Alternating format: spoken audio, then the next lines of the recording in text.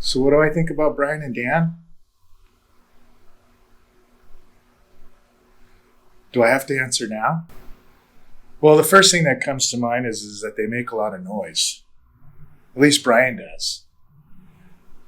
I think people think that Dan actually mostly just sits at his desk and mumbles a lot, and no one really knows what he's talking about. But overall, I think they're pretty good guys.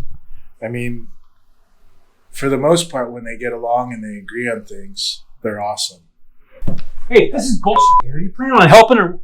Oh, I'm in the middle of something. Get out of here. Go on. What do I think about Brian? Well, I think he thinks he's the backbone of this operation while he's sitting around there, but really things are done around here because I get things done. He doesn't look at him out there. Wait, like, oh, hey, Brian. See, he's such a hardworking guy, but I'm the one with the personality. I'm the one with the talent and skill.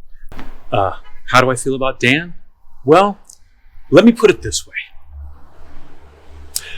Basically, I run the entire show. I mean, he can't act. He can barely talk.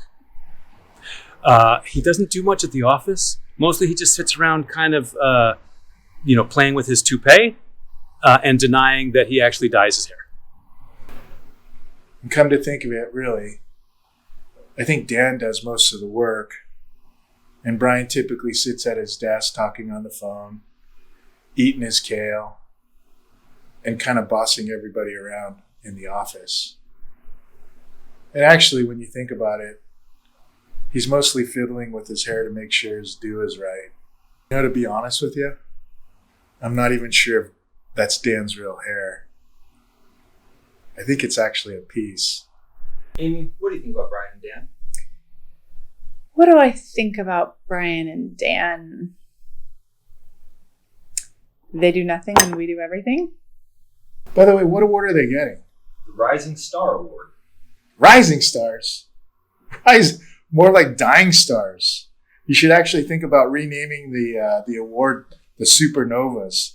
I think that's what they call dying stars. And in fact, they both believe that they're super. Hey, Mr. Company, what are your thoughts about Brian and Dan? Who? You just gotta wonder sometimes, actually, though, what's going through their heads.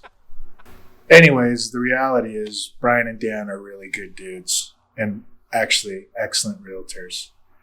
I just tend to walk on the other side of the office when they're in. It makes my life much easier.